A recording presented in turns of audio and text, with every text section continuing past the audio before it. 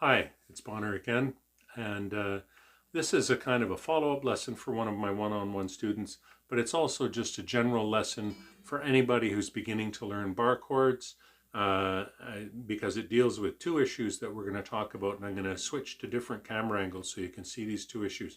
Today we're going to talk briefly about the B minor chord, and in the context of the B minor chord, we're going to be talking about a movable chord shape and what that means, and I'll show you what that means in detail. The second concept we're going to look at is the applied concept of what I call the crocodile grip, the ability to control how our hand is positioned, how our left hand is positioned relative to the strings and the neck, in order to give us a maximum reach and fine control over exactly where the pressure points are in our fingertips. So stay tuned. I'm going to get into that in detail in just a moment. Today we're talking about two different things that have to do with the B minor chord. The first thing with the B minor chord is the B minor chord is a movable shape. Many of the chords we use are built from an original shape moved into a new position. So here's an A minor chord in the first position. That's called the first position or the open position. A minor is a lot like a C. Pointer is on the B string, middle on the D string, ring on the G string, and we strum from the A string down. Now, if I'm going to play that as a movable shape, what I do is I use different fingers to make the same shape. I put middle finger on the B string, ring on the D, pinky on the G string. So middle is on the first fret, ring and pinky are on the second fret. Okay, and that's an A minor still. But now I can slide that shape and bar with my pointer. So I'm using my pointer finger almost like a capo.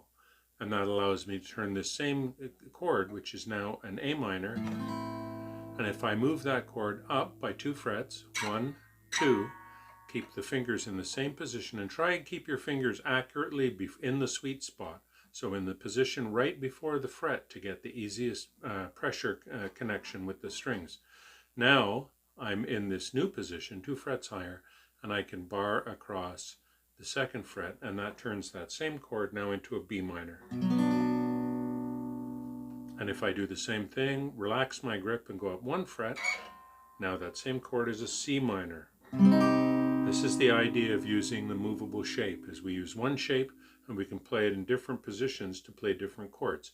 In the song Someday Soon by Ian and Sylvia, we are using a B minor chord. So we're playing this A minor shape that started over here, and we're sliding it up 2 frets and barring across with the pointer. Okay, here's part 2 of the Ian and Sylvia related B minor lesson. And that is, and we're going to talk about something else, which is when I'm holding down any bar chord, I need to be able to control both the angle of my fingers and in particular the reach of my barring finger. So I'm going to show you how to do that. I'm going to change the camera angle now, and we're going to... Okay, so now we're looking at the guitar from a different angle, and what I want you to notice here is the position of my left hand. Okay, so first of all, always keep your guitar close to your body because it allows you to adjust your left hand more easily. Next, we're going to try and pay attention to our crocodile grip. So when we're first learning to play, we all have a tendency to play with our wrist kind of flat here and with our thumb over the top. And this is kind of, I call it a monkey grip. You're holding onto the guitar like this. And that's not helpful.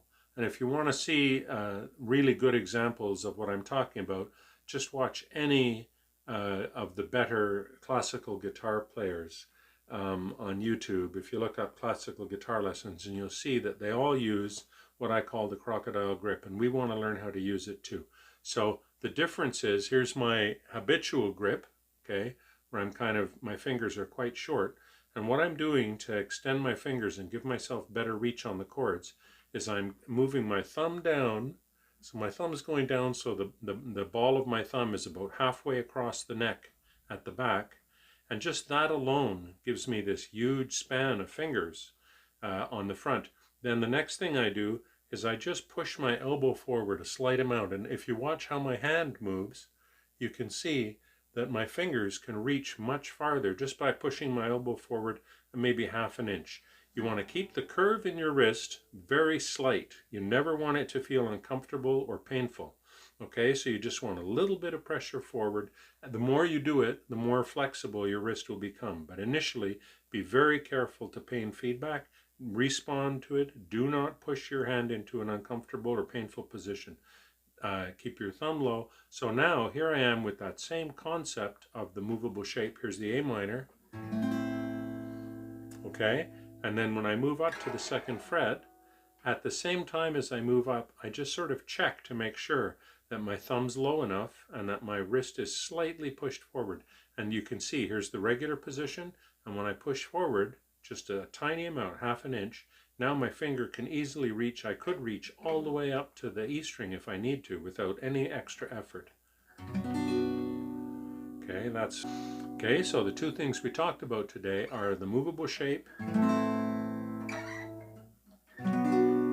and the second thing we talked about was adjusting the position of your fingers. And you can see how your fingers get a little more perpendicular and your pointer gets a lot more reach just by keeping the thumb a little bit low and pushing the elbow forward so that you gain more reach out of the fingers.